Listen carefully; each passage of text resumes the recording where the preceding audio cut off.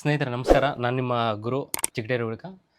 ನಮ್ಮ ಊರಲ್ಲಿ ಅಂದರೆ ಚಿಗಟೇರಿ ಗ್ರಾಮದಲ್ಲಿ ರೇಷ್ಮೆ ಬೆಳೆ ಮೂಲಕ ಯಶಸ್ಸು ಕಂಡಿರುವಂಥ ಪ್ರಗತಿಪರ ರೈತರನ್ನ ನಾನು ಇವತ್ತು ಪರಿಚಯ ಮಾಡಕ್ಕೆ ಬಂದಿದ್ದೀನಿ. ಇವ್ರ ಹೆಸರು ಬಂದ್ಬಿಟ್ಟು ಸೋಗಿ ಉಮೇಶ್ ಅಂತ. ರೇಷ್ಮೆ ಇಲ್ಲಿ ನಮ್ಮ ಭಾಗದಲ್ಲಿ ಹೆಂಗೆ ನಿಮಗೆ ಮಾಡಬೇಕಂತ ಅನ್ನಿಸ್ತು? ಯಾವಾಗಿಂದ ನೀವು ಸ್ಟಾರ್ಟ್ ಮಾಡಿದ್ರಿ? ಬೇರೆ ಬೆಳೆಗಳೆಲ್ಲ ಬೆಳಕಂತ ಬಂದಾಗ ಲಾಸ್ ಅಲ್ಲ ಅದು.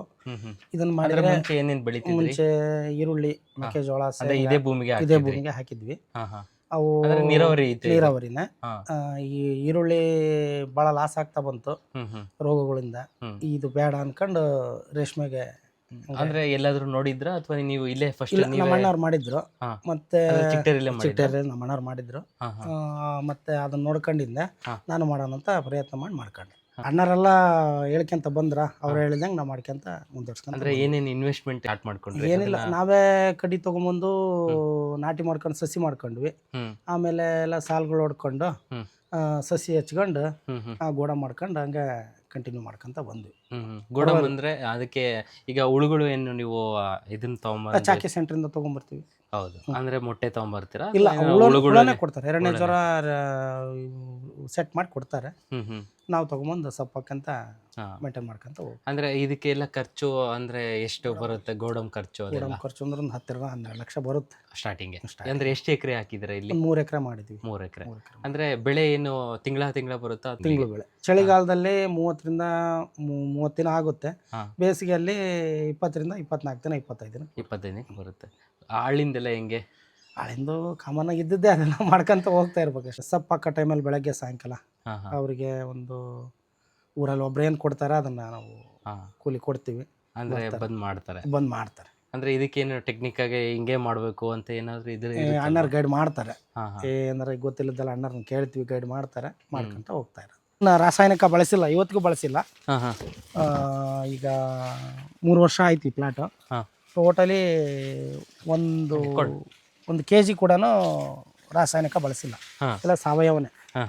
ಕೊಟ್ಟಿಗೆ ಗೊಬ್ಬರನೇ ಹಾಕ್ತಾ ಇರೋದು. ಮತ್ತೆ ಎರೆಳು ಗೊಬ್ಬರ ತಂದು ಹಾಕ್ತಿವಿ. ಡ್ರಿಪ್ಪಲ್ಲೆಲ್ಲ ನೀರು ಬಿಡೋದು, ಈ ಥರ ಮೇಂಟೈನ್ ಮಾಡ್ಕೊಂತ ಹೋಗ್ತಾ. ಅಂದ್ರೆ ನೀರು ಕಟ್ಟೋದು ಮಾತ್ರ ಎಲ್ಲ ಡ್ರಿಪ್ಪಲ್ಲೇ?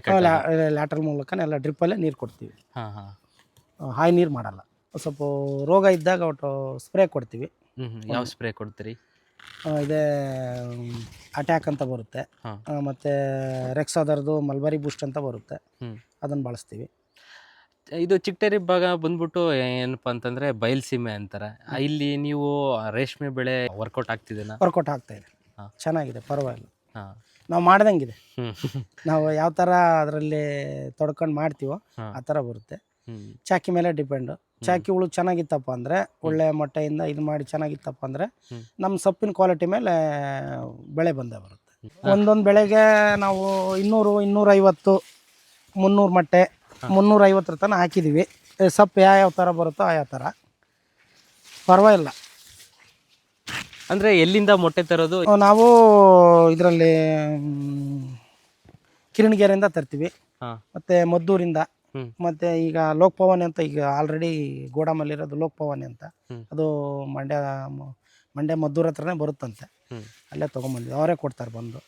ಒಂದೊಂದು ಬೆಳೆಗೆ ಖರ್ಚೆಲ್ಲ ತೆಗೆದು 80ರಿಂದ 1 ಲಕ್ಷ ಅಂತ ಉಳಿಯುತ್ತೆ ಪ್ರತಿ ತಿಂಗಳು. ಅಂದ್ರೆ ಮಾಡ್ದಂಗೆ ಇದು ಮಾಡ್ದಂಗೆ. ಎಷ್ಟು ನಾವು ಶ್ರಮ ಹಾಕ್ತಿವಿ ಅದ್ರ ಮೇಲೆ ನಾವು ಅದರಲ್ಲಿ ಹೆಂಗ್ ತೊಡ್ಕೊಂಡು ಮಾಡ್ತೀವೋ ಆ ಥರ.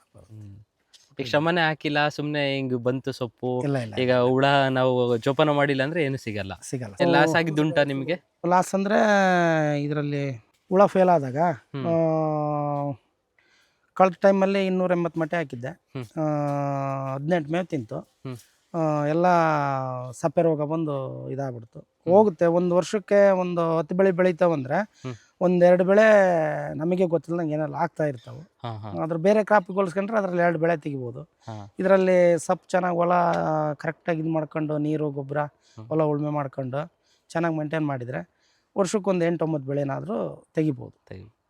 ರೇಷ್ಮೆ ಬಿಟ್ಟು ಮತ್ತೆ ಹೊಲದಲ್ಲಿ ಏನಾದರೂ ಬೇರೆ ಬೆಳೆ ಹಾಕೊಂಡು ಹಂಗೆ ಮೇಂಟೈನ್ ಮಾಡ್ತಿದ್ರ ಅಥವಾ ಹೆಂಗೆ? ಬೇರೆ ಬೆಳೆನೂ ಇದೆ. ಇದು ಒಂದು 3 ಎಕರೆ ಇದೆಯಲ್ಲ, ಇದು ನಮಗೆ ಇದನ್ನ ಮಾಡ್ಕೊಂಡು ಅದನ್ನ ಮಾಡೋಕ್ಕೆ ಟೈಮ್ ಸಿಗಲ್ಲ.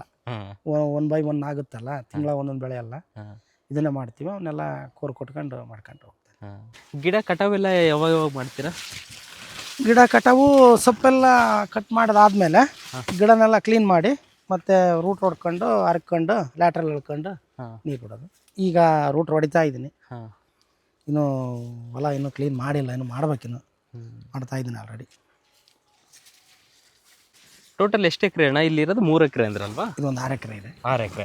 6 ಎಕರೆ 3 ಎಕರೆ ಅಷ್ಟೇ ಹಾಕಿರೋದು. ಮಾಡಿ ಹಾಂ, 3 ಎಕರೆ ಬೇರೆಯವ್ರು ಕೊಟ್ಟಿದ್ದೀರಾ? ಈರುಳ್ಳಿ, ಹಾಂ, ಮೆಕ್ಕೆಜೋಳ ಅದನ್ನು ಮಾಡ್ಕೊಂಡಿದ್ದೀನಿ. ತಂಬಾಕ, ಅಂದರೆ ತರಕಾರಿ ಆ ಥರ ಏನು ಬೆಳೆದಿಲ್ಲ? ತರಕಾರಿ ಏನಿಲ್ಲ. ಹಾಂ. ನಮ್ಮ ವೀಕ್ಷಕರಿಗೆ ಏನು ಹೇಳ್ತೀರಾ, ಅಂದರೆ ರೇಷ್ಮೆ ಬೆಳೆಗೆ ಹೆಂಗೆ ಮಾಡಿದರೆ ಹೆಂಗಿರುತ್ತೆ ಏನು ಅಂತ? ಮಾಡಿದರೆ ಚೆನ್ನಾಗಿ, ಅಂದರೆ ಶ್ರಮ ಹಾಕ್ಬೇಕು. ಶ್ರಮ ಹಾಕ್ಬೇಕು. ಹ್ಞೂ ಒಂದೊಂದು ಬೆಳೆ ಹೋಗುತ್ತೆ ಅಂತೆಲ್ಲ ಕೆಡ್ಸ್ಕೊಳಕ್ಕೆ ಹೋಗ್ಬಾರ್ದು, ಮಾಡ್ತಾ ಇರ್ಬೇಕಷ್ಟೆ. ಅದೇ. ಆದರೆ ಚಿಗಟೇರಿ ಗ್ರಾಮದಾಗೆ ಈಗ ಕೆಲವೊಬ್ಬರು ರೇಷ್ಮೆ ಬೆಳಿಬೇಕು ಅಂತ ಅಂದ್ಕೊಂಡು, ಯಾಕಂದರೆ ಕಾಲಿಡ್ತಾ ಇದ್ದಾರೆ ಈಗ ರೇಷ್ಮೆ ಬೆಳೆಗೆ ಜಾಸ್ತಿ ಜನ ಮಾಡ್ತಾ ಇದ್ದಾರೆ. ಅವರಿಗೆ ನಿಮ್ಮ ಅಂದರೆ ಏನು ತಪ್ಪು ಮಾಡಬಾರ್ದು ಅನ್ನೋದನ್ನು ನೀವು ಅವ್ರಿಗೆ ತಿಳಿಸ್ಕೊಡ್ತೀರಾ? ಏನೆಲ್ಲ ಮಾಡ್ಕೊಂತ ಹೋದಂಗೆಲ್ಲ ಅದೇ ಅದರಲ್ಲಿ ನಾವು ತೊಡ್ಕೋಬೇಕಷ್ಟೆ. ಹಾಂ. ತೊಡ್ಕೊಂಡೆ ಅದೆಲ್ಲ ಸರಿ ಹೋಗ್ತದೆ ಮಾಡ್ಕೊಂತ ಹೋದ್ರೆ. ಅಲ್ಲ, ಅಂದರೆ ನಿಮ್ಮ ಸಜೆಷನ್, ಈಗ ಸಲಹೆ ಕೊಡೋದಾದರೆ ಈ ತಪ್ಪುಗಳು ಮಾಡಬಾರ್ದು ಅನ್ನೋವು ಯಾವ್ದಾದ್ರು ಇದ್ದರೆ ಅವ್ರನ್ನ ಹೇಳಿದರೆ ಅವ್ರು ತಗೊಂಡು ಅವ್ರನ್ನು ಆ ತಪ್ಪುಗಳನ್ನ ಮಾಡದೇ ಇರೋದಕ್ಕೆ ಒಂದು ಸಹಾಯ ಆಗುತ್ತೆ ಅಂತ. ಆ ಥರ ಅಂದರೆ ಏನಿಲ್ಲ, ಕೆಮಿಕಲ್ ಬಳಸ್ದಂಗೆ ಇತ್ತಪ್ಪ ಅಂದರೆ ಆಲ್ಮೋಸ್ಟ್ ಆಲ್ ಬೆಳೆ ಫೇಲ್ ಆಗಲ್ಲ. ಕೆಮಿಕಲ್ ಅಂದರೆ ಹೊಲಕ್ಕೆ ಬೆಳೆಗೆ ಕೆಮಿಕಲ್ ಏನು ಯೂಸ್ ಮಾಡಬಾರ್ದು ಅಷ್ಟೆ. ಸಾವಯವದಲ್ಲಿದ್ದರೆ ಸ್ವಲ್ಪ ಬೆಳೆ ಬರುತ್ತೆ ಅಂತ ಗ್ಯಾರಂಟಿ ಇರುತ್ತೆ. ಈಗ ಬೇರೆ ಬೆಳೆಗೆಲ್ಲ ಕಂಪೇರ್ ಮಾಡಿದರೆ ರೇಷ್ಮೆದಾಗೆ ಚೆನ್ನಾಗಿ ಅನಿಸುತ್ತಾ? ಚೆನ್ನಾಗಿದೆ.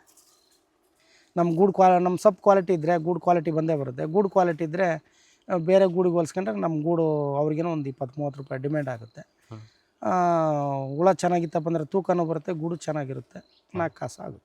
ಈಗ ಹುಳ ತಿಂದಮೇಲೆ ಏನು ಕಡ್ಡಿ ಅನ್ನೋದು ಈಗ ವೇಸ್ಟೇಜ್ ಬರುತ್ತೆ, ಅದನ್ನೆಲ್ಲ ಏನು ಮಾಡ್ತಾಯಿದ್ದೀರಾ? ಆ ಕಡ್ಡಿನೆಲ್ಲ ಈಗ ಸುಡ್ತಾ ಇದ್ದೀವಿ. ಅದಕ್ಕೆ ಬರೀ ಪ್ಲ್ಯಾನಿಂಗ್ ಮಾಡ್ಕೊಂಡು ಅದನ್ನ ಮಿಷಿನ್ ತಂದು ಪುಡಿ ಮಾಡಿ ಹೊಲದಲ್ಲೇ ಹಾಕ್ಬಿಟ್ರೆ ಅದು ಕಾಂಪೋಸ್ಟ್ ಆಗುತ್ತೆ ಅಂತ ಅಂದ್ಕೊಂಡಿದ್ದೀವಿ. ಮಾಡ್ಬೇಕಿನ್ಮೇಲೆ ಅವರು ಎಲ್ಲದ್ರಾಗೂ ಜಾಣರಾಗಕ್ಕಾಗಲ್ಲ. ನಾವು ಇದ್ರಾಗ ಕಲ್ತಿರೋದು ಹಿಡಿಯುವಷ್ಟು, ಕಲಿಯೋದು ಕಡಲಷ್ಟು. ನಾವೇನು ಇದರಲ್ಲಿ ಇದಲ್ಲ, ಏನೋ ಒಂದು ಅಲ್ಪ ಸ್ವಲ್ಪ ತಿಳ್ಕೊಂಡಿರ್ಬೋದು ಅಷ್ಟು ಬಿಟ್ಟರೆ. 23 ಅಡಿ ಅಗಲ ಇದೆ, 59 ಅಡಿ ಉದ್ದ ಇದೆ. ಇದ್ರದ್ದು ಕ್ಯಾಪಾಸಿಟಿ ಬಂದುಬಿಟ್ಟು ಮೊಟ್ಟೆದು 350 ಮಟ್ಟಿ ತನಕ ನಾವು ಮೇಯಿಸಿದ್ದೀವಿ. ಫೈನಲ್ ಅಂದರೆ 400 ಮಟ್ಟಿ ತನಕ ಮೇಯಿಸ್ಬೋದು. ಈಗ ಆಲ್ರೆಡಿ ಒಳಗಡೆ ಹುಳ ಇಟ್ಕೊಂಡು ಮೇಂಟೈನ್ ಮಾಡ್ತೀವಿ. ಜ್ವರಕ್ಕೆ ಹೋಗಿದ್ವಲ್ಲ ಇವತ್ತು, ಜ್ವರಕ್ಕೆ ಹೋಗಿದೆ. ಅಂದರೆ ಇದರಲ್ಲಿ 2ನೇ ಜ್ವರ ಸೆಟ್ ಮಾಡಿ ಅವ್ರು ಕೊಡ್ತಾರೆ. 3ನೇ ಜ್ವರ 4ನೇ ಜ್ವರ ಅಂತ ಬರುತ್ತಲ್ಲ, ಅವನ್ನ ಈಗ 8-9 ಮೇವು ತಿಂದಿದೆ. 9 ಮೇವಿಗೆ 3ನೇ ಜ್ವರಕ್ಕೆ ಹೋಗಿದೆ. ಮತ್ತು ಎಲ್ಲ ಕ್ಲೈಮೇಟ್ ಮೇಲೆ ಡಿಪೆಂಡು. ಚಳಿ ಕಮ್ಮಿ ಇದ್ದರೆ ಮೇವು ಕಮ್ಮಿ ಹೋಗುತ್ತೆ, ಚಳಿ ಜಾಸ್ತಿ ಇದ್ದರೆ ಮೇವು ಜಾಸ್ತಿ ಹೋಗುತ್ತೆ. ಅದ್ರಾಗ ಏನಿಲ್ಲ. ಅಂದರೆ ಎಷ್ಟು ದಿನಕ್ಕೆ ಬರುತ್ತೆ? ಈಗ ಮೇವು ಹಾಕಕ್ಕೆ ಸ್ಟಾರ್ಟ್ ಮಾಡಿ ಎಷ್ಟು ದಿನ ಆಯಿತು? ಮೇವು ಹಾಕಕ್ಕೆ ಸ್ಟಾರ್ಟ್ ಮಾಡಿ 21ನೇ ತಾರೀಕಿನಿಂದ ಮೇವು ಹಾಕ್ತಾಯಿದ್ದೀನಿ. 4 ದಿನ ಆಯಿತು. 4 ದಿನ ಬೆಳಗ್ಗೆ ಒಂದು ಮೇವು ಕೊಟ್ಟಿದ್ದೀನಿ. ಟೋಟಲಿ ಇವತ್ತಿಗೆ 5 ದಿನ ಆಯಿತು. 5 ದಿನ ಆಯಿತು. ಒಂದು ಜ್ವರಕ್ಕೆ ಸೆಟ್ ಆಯಿತು. ಇನ್ನು 5 ದಿನ ಮೇಯಿಸಿದ್ರೆ ಇನ್ನೊಂದು ಜ್ವರಕ್ಕೆ ಸೆಟ್ ಆಗುತ್ತೆ. ಆಮೇಲೆ ಅದು 16-17 ಮೇವು ಅಂತೂ ಬೇಕು. ಈಗಿನ ಕ್ಲೈಮೇಟ್ ಇವತ್ತಿಂದು ಲೆಕ್ಕ ಮಾಡ್ಕೊಂಡ್ರೆ ಇದೇ ಕ್ಲೈಮೇಟ್ ಇದ್ದರೆ ಒಂದು 17 ಮೇವು ಅಂತೂ ತಿನ್ನುತ್ತೆ ಅಂತ ನಮ್ಮ ಕ್ಯಾಲ್ಕುಲೇಷನ್. ಚಳಿ ಹೆಚ್ಚಿಗೆ ಆದರೆ ಇನ್ನು 2 ಮೇವು ಹೆಚ್ಚಿಗೆ ತಿನ್ಬೋದು. ಚಳಿ ಕಮ್ಮಿಯಾಗಿ ಬಿಸಿಲು ಇದಾತಪ್ಪ ಅಂದ್ರೆ 2 ಮೇವು ಕಮ್ಮಿ ತಿಂದು ಗೂಡಿಗೆ ಹೋಗ್ಬೋದು. ಎಲ್ಲ ಕ್ಲೈಮೇಟ್ ಮೇಲೆ ಡಿಪೆಂಡ್. ಚಂದ್ರಿಕೆ ಇರುತ್ತಲ್ಲ, ಹಣ್ಣೊಳ ಸಿಗುತ್ತೆ. ಹಣ್ಣೊಳ ಸಿಕ್ಕಾಗ ಚಂದ್ರಿಕೆ ಹಾಕಿದ್ರೆ ಅದು ನೂಲು ಬಿಡಕ್ಕೆ ಸ್ಟಾರ್ಟ್ ಮಾಡ್ಕೊಂಡು ಗೂಡಾಗುತ್ತೆ. 3 ದಿನದಲ್ಲಿ ಎಲ್ಲ ಗೂಡು ಕಟ್ಟುತ್ತೆ. 4ನೇ ದಿನದಲ್ಲಿ 5ನೇ ದಿನದಲ್ಲಿ ಹುಳ ಆರಿಸಿ ಮತ್ತು ಬೇರೆ ತಗಡಿನ ಅಟ್ಟ ಇರುತ್ತಲ್ಲ ಅದಕ್ಕೆ ಹಾಕ್ತಿವಿ. ಯಾಕಂದ್ರೆ ಒಂದು ಸ್ವಲ್ಪ ಬಿಸಿಲಿನ ಜಾಳಕ್ಕೆ ಬೇಗ ನೂಲು ಬಿಡುತ್ತೆ, ಕಟ್ಟುತ್ತೆ ಅಂದು. ಅದೆಲ್ಲ ಫೈನಲ್ ಸ್ಟೇಜ್ ಅದು. ಅಲ್ಲಿಗೆ 6ನೇ ದಿನದಲ್ಲಿ 5ನೇ ದಿನದಲ್ಲಿ ಚಂದ್ರಿಕೆ ತೀರ್ಬಿಡ್ತೀವಿ. 6ನೇ ದಿನದಲ್ಲಿ ಬಿಡಿಸೋದು.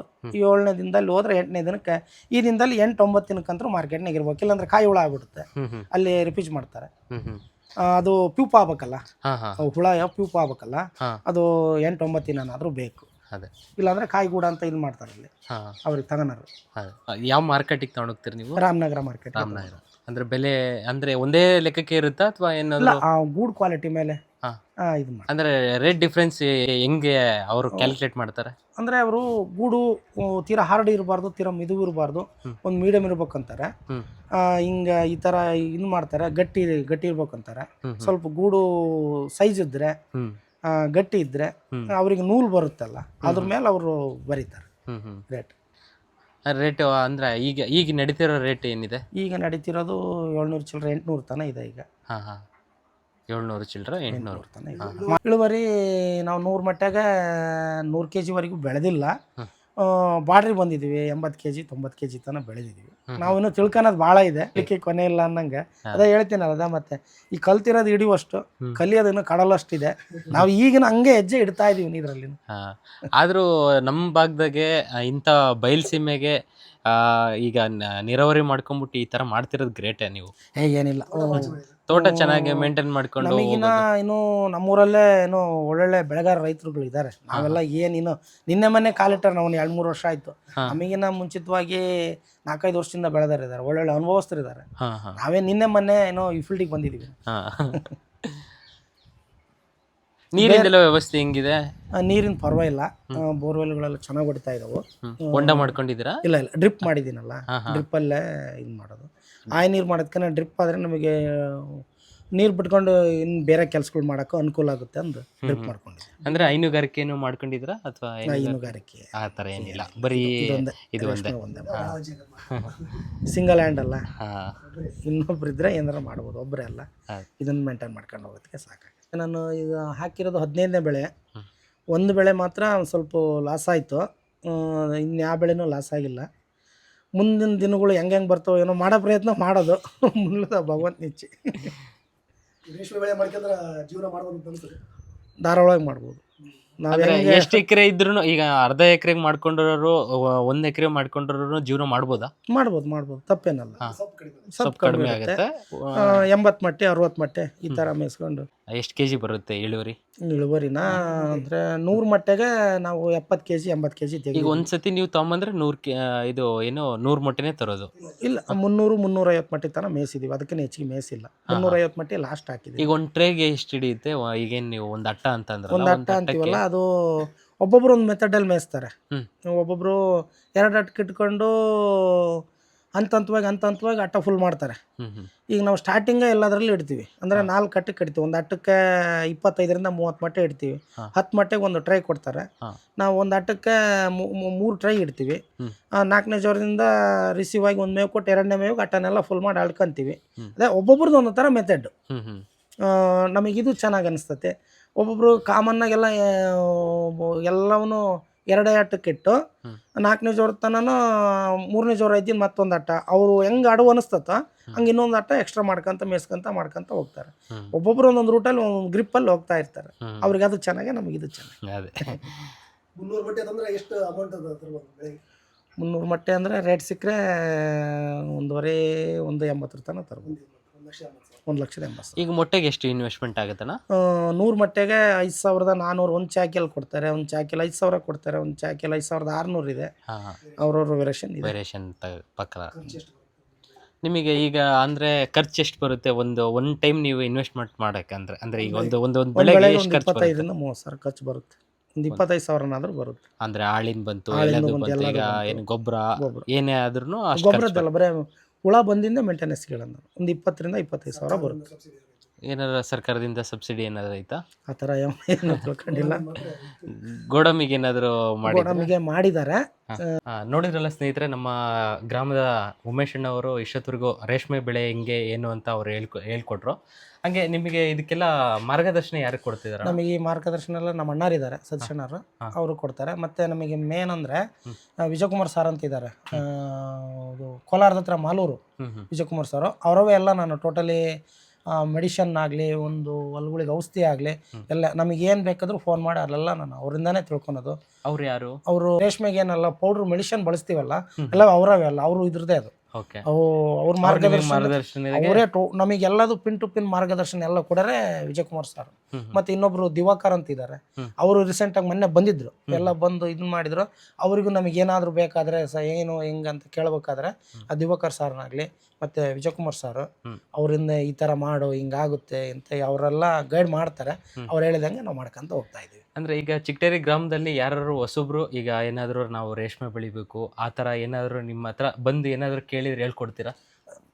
ನಾವು ಏನು ತಿಳ್ಕೊಂಡಿವಿ ಅದನ್ನ ಹೇಳ್ಕೊಡ್ತೀವಿ. ಅದೇ, ಯಾಕಂದ್ರೆ ಈಗ ನಮ್ಮ ಚಿಗಟೇರಿ ಗ್ರಾಮದಾಗ ಯಾರೋ ಯುವಕರು ಯಾಕಂದ್ರೆ ಎಲ್ಲ ಬೆಂಗಳೂರು ಸೇರ್ತಿದ್ದಾರೆ, ಅದೇ ರೀತಿ ಈಗ ಅಲ್ಲಿಗೆ ಹೋಗ್ಬಿಟ್ಟು ಸಂಬಳದ ಲೆಕ್ಕಕ್ಕೆ ದುಡಿಯೋಕ್ಕಿಂತ ಇಲ್ಲೇ ಏನೋ ಒಂದು ಎಕರೆ ಇಲ್ಲ 2 ಎಕರೆದಾಗ ಹಿಂಗೆ ದುಡಿಬೋದು ಅಂತ ನಾವು ವಿಡಿಯೋ ಮುಖಾಂತರ ತಿಳಿಸ್ಕೊಟ್ರೆ ಯಾರಾದರೂ ಬಂದ್ಬಿಟ್ಟು ನಾವು ಮಾಡ್ತೀವಿ ಅಂತ ಮುಂದೆ ಬಂದಾಗ ನೀವು ಈಗ ನಮ್ಮ ಖಂಡಿತ ನಾವು ಏನು ತಿಳ್ಕೊಂಡಿರ್ತೀವ ನಮಗೆ ತಿಳಿದ ಮಟ್ಟಿಗೆ ನಾವು ಅವ್ರು ಹೇಳ್ತೀವಿ. ನಮಗೆ ನೆಚ್ಚಿನ ಮಾಹಿತಿಯಾಗಿನೂ ವಿಜಯಕುಮಾರ್ ಸರ್ ಇದ್ದಾರೆ, ಅವ್ರನ್ನ ಕನ್ಸಲ್ಟ್ ಮಾಡೋದೈತಿ, ಅವರು ಮಾಡ್ಕೊಂತ ಹೋಗ್ಲಿ. ಅವ್ರು ಎನಿ ಟೈಮ್ ಫೋನ್ ಮಾಡಿದ್ರೆ ಎನಿ ಟೈಮ್ ಯಾವಾಗ ಫೋನ್ ಮಾಡಿದ್ರೆ ಅಂದ್ರೆ ನಿಮಗೆ ಏನೇ ಸಮಸ್ಯೆ ಬಂತು ಅಥವಾ ಏನೇ ಆಯ್ತು ಈ ರೇಷ್ಮೆ ವಿಚಾರದಲ್ಲಿ ಏನ್ ಬಂದ್ರು ಕೂಡ ನಮಗೆಲ್ಲ ಅವರೇ ಮಾರ್ಗದರ್ಶಕರೆಲ್ಲ ಅವ್ರೆ ವಿಜಯಕುಮಾರ್ ಸರ್. ಅಂದ್ರೆ ಅವ್ರು ಹೆಂಗ್ ನಿಮಗೆ ಪರಿಚಯ ಆದ್ರು? ಇಲ್ಲಿ ಹರಪನಹಳ್ಳಿಲಿ ಮೆಡಿಷನ್ ತರಕ್ಕೆ ಹೋಗ್ತೀವಲ್ಲ, ಯೋಗೀಶ್ ಅಂತ ಇದಾರಲ್ಲ ಅಂಗಡಿ, ಅವರು ನಮಗೆ ಈ ನಂಬರಿಗೆ ಇದನ್ನ ಮಾಡ್ರಿ ಅಂದ್ರು. ಫೋನ್ ಮಾಡಿದಾಗ ಅವ್ರು ಏನೇನು ಗೋಡಾಮು ಹುಳ ಬರ್ಬೇಕನ್ನ ಮುಂಚಿತವಾಗಿ ಯಾವ್ಯಾವ ಮೆಡಿಷನ್ ಕೊಡಬೇಕು ಗೋಡಾಮ್ಗೆ ಏನು ಅನ್ನೋದಲ್ಲ ಅವ್ರು ಇದು ಮಾಡಿದ್ರು. ಮತ್ತು ಹುಳ ಬಂದಿಂದೆ ಯಾವ ಟೈಮಲ್ಲಿ ಯಾವ ಇದಕ್ಕೆ ರೋಗಕ್ಕೆ ಯಾವ ಪೌಡ್ರ್ ಬಳಸಬೇಕು ಏನಂತೆಲ್ಲ ಅವ್ರು ಇದನ್ನು ಮಾಡಿದ್ರು. ಅವರು ಕಾಂಟ್ಯಾಕ್ಟ್ ಆದಾಗಿಂದ ಬೆಳೆಗಳು ಚೆನ್ನಾಗಿ ಬರ್ತಾ ಇದ್ದಾವೆ. ಅವ್ರ ಮೆಡಿಷನ್ ಮಾತ್ರ ರಿಸಲ್ಟ್ ಚೆನ್ನಾಗಿದೆ. ಯಾಕಂದ್ರೆ ಪ್ರಾಕ್ಟಿಕಲ್ ಆಗಿ ಮಾಡಿರೋದ್ರಿಂದ ಈ ಒಳ್ಳೇದು ಕೆಟ್ಟದ್ದು ಅಂತ ಗೊತ್ತಾಗುತ್ತಲ್ಲ, ಇದು ಚೆನ್ನಾಗಿದೆ ಇದನ್ನ ಬಳಸ್ಬೋದು ಅನ್ನೋದು ಇನ್ನೊಬ್ಬ ರೈತರಿಗೆ ಇದನ್ನ ಮಾಡಪ್ಪ ಇದು ಚೆನ್ನಾಗೈತೆ ಅಂತ ಹೇಳಕ್ ನಮಗೆ ಒಂದು ಧೈರ್ಯ ಇದೆ. ನೋಡಿದ್ರಲ್ಲ ವೀಕ್ಷಕರೇ, ಹಿಂಗೆ ಚಿಗಟೇರಿ ಗ್ರಾಮದಲ್ಲಿ ಈ ಥರ ಪ್ರಗತಿಪರ ರೈತರು ರೇಷ್ಮೆ ಬೆಳೆ ಮುಖಾಂತರನೇ ಈ ಥರ ಮಾಡ್ತಿದ್ದಾರೆ. ನಿಮ್ಮಲ್ಲೂ ಯಾರಿಗಾದರೂ ರೇಷ್ಮೆ ಬೆಳಿಬೇಕು ಅಂತಂದರೆ ಉಮೇಶ್ ಅಣ್ಣವರು ಇಲ್ಲೇ ನಮ್ಮ ಗ್ರಾಮದಲ್ಲೇ ಇರ್ತಾರೆ. ನೀವು ಯಾರಾದರೂ ರೇಷ್ಮೆ ಬೆಳೆಯಂಗಿದ್ರೆ ಒಂದು ಟೈಮ್ ಇವ್ರನ್ನ ಕನ್ಸಲ್ಟ್ ಮಾಡಿ. ಇವರು ಹೇಳ್ದಂಗೆ ವಿಜಯಕುಮಾರ್ ಸರ್ ಅಂತ ಇದ್ದಾರಂತೆ, ಅವರು ನಿಮಗೆ ಅದಕ್ಕೆ ಸೂಕ್ತವಾದಂಥ ಮಾರ್ಗದರ್ಶನ ನೀಡ್ಬಿಟ್ಟು ನಿಮಗೆ ರೇಷ್ಮೆ ಬೆಳೆಯೋದು ಹೆಂಗೆ, ಅದಕ್ಕೆ ಏನೇನು ಮಾಡಬೇಕು ಅನ್ನೋದನ್ನ ಅವ್ರು ಗೈಡೆನ್ಸ್ ಕೊಡ್ತಾರೆ. ಈ ವಿಡಿಯೋ ಮುಖಾಂತರ ನೀವು ಈ ರೇಷ್ಮೆ ಬೆಳೆಯೋದು ಹೆಂಗೆ ಏನು ಅಂತ ತಿಳ್ಕೊಂಡಿದ್ದೀರ ಅಂತ ಅನ್ಕೊತೀನಿ. Thank you.